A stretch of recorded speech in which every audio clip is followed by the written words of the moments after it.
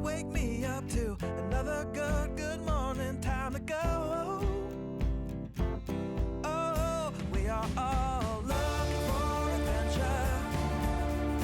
We are all looking for adventure. We are all looking for adventure. We are all looking for adventure. We are all. Hi, I'm Michael Wayne, and this is another episode of Toward a More Perfect Union. Today's episode is called When the U.S. Was a Social Democracy. First off, let me define what a social democracy is. A social democracy is a country that's concerned with the common good and making sure everyone is taken care of by way of a strong social contract and safety net. These conditions allow citizens of that nation to flourish. In a social democracy, there are such things as universal health care, universal childcare, robust labor protections, low cost or free college, generous welfare programs, excellent nationwide public transportation, large-scale public investment, and more. Nowadays, you'll find social democracies in Europe, Canada, Australia, New Zealand, Japan, Uruguay, Costa Rica, and a number of other countries, but not the US. In the 1930s, during the administration of Franklin Delano Roosevelt, the US became the world's first social democracy, with large-scale public investment, about 40 to 50% of GDP, which is the level of public investment you find in contemporary social democracies. So let's explore this part of American history. We'll go back in time to an era when, although Americans were kept entertained with cartoons,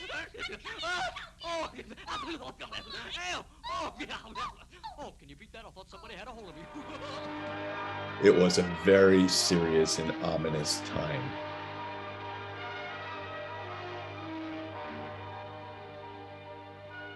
The world's richest and supposedly soundest economy perished, and small business was strangled by the Great Depression. The unemployed numbered 15 million. There were bread lines, soup kitchens, and street corner apple sellers. The rhythm of ragtime had become a funeral dirge. The corpse of prosperity was abroad in the land. In 1932, America sought new leadership as the panacea for all its troubles. Franklin Roosevelt promised a new deal for the American... Preeminently the time to speak the truth, the whole truth, frankly and boldly. Nor need we shrink from honestly facing conditions in our country today. This great nation will endure as it has endured, will revive and will prosper. Restoration calls, however, not for changes in ethics alone. This nation is asking for action, and action now. Almost immediately upon taking office, the new president closed all banks by proclamation. The financial world was frozen. A new force held the reins. The nation rallied to the NRA as a motivating force for recovery.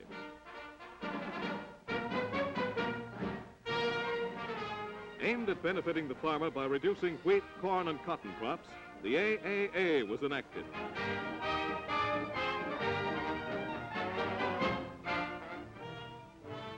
The nation was plagued with labor dissensions, textile strikes, waterfront workers' disputes, and for the first time, sit-down strikes in the automotive industry.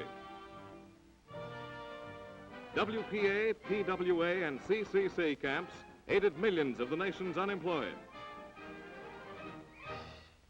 Supported by his New Deal advisors, the president vigorously sponsored job insurance, old age pensions, Social Security, and other general social measures. As traffic in the city has become increasingly heavy, the streetcar lines in operation for years have given way to more flexible systems of transportation. In Manhattan alone, over 40 miles of track have been removed by WPA laborers. The Works program safeguards the health of many thousands of normal children of preschool age. In nursery schools, the children of needy and working mothers are provided with the best of care and medical supervision. Projects which are part of a broad educational program in which the WPA has helped millions of children and adults. Supervised play activities and preschool training under competent instructors removed from the relief roles are part of the schedule at each of these nursery schools. Everyone has seen plenty of young Americans in the distinctive uniform of the Civilian Conservation Corps. The work they are doing in rehabilitating a country and themselves is better known than is the economic influence of the movement of which they are a part.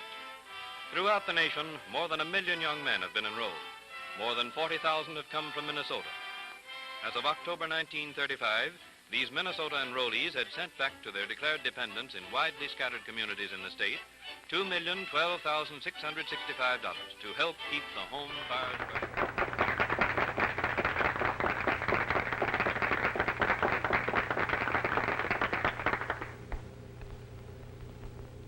You and you and you and you've got a president now. He gave the land a new deal. You hold the cards, now you deal. You and you and you and you put shoulders to the plow. He gave us what we asked for, now pay him back somehow. Step out in front, get back of the president, and give a man a job. He bore the brunt, now bear with the president, and give a man a job. If the old name of Roosevelt makes the old heart throb, you take this message straight from the president and give a man a job. You look like a banker. Who drives your car? I drive it myself, have a cigar. Keep your cigar and hire a chauffeur, and keep a man from becoming a loafer. You look like a grocer. No, sir, my job's extermination. You must give your assistants each a nice weekend vacation. And I'll need more men to kill the rats. We want you to hire a crowd. You'll do good work if you hang out the sign that means no rats allowed. What's the matter with you? I'm a very sick woman. Oh, a hypochondriac. You must get a doctor for pneumonia, a doctor for insomnia, 1 for osmosis and 2 for halitosis, 1 for anemia and 1 for eczema, neuritis, bronchitis, phlebitis, St. or any other kind of an itis that will delight us. You must get a doctor for every disease you got. In that way, it'll give you lots of enjoyment. And in that way, madam, you will help to end unemployment. Gentlemen, the President of the United States. 5 years of fierce discussion and debate, 5 years of information through the radio and the moving picture have taken the whole nation to school in the nation's business. Most businessmen, big and little, know that their government neither wants to put them out of business nor to prevent them from earning a decent profit. A few more dollars a week in wages, a better distribution of jobs with a shorter working day will almost overnight make millions of our lowest paid workers the actual buyers of billions of dollars of industrial and farm products. History, a President of the United States is re-elected for a 3rd term. Economic truths have become accepted as self-evident. A second Bill of Rights, under which a new basis of security and prosperity can be established for all, regardless of station or race or creed.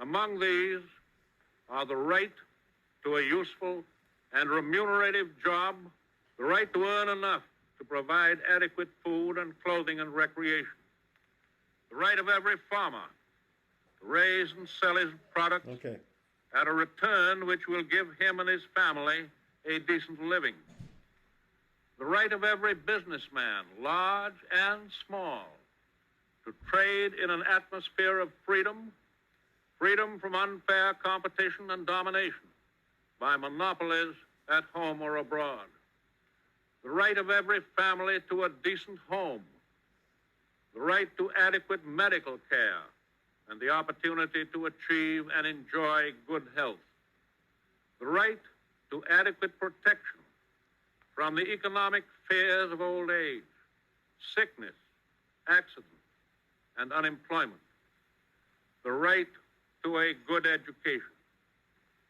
All of these rights spell security, And after this war is won, we must be prepared to move forward in the implementation of these rights to new goals of human happiness and well-being. For unless there is security here at home, there cannot be lasting peace in the world.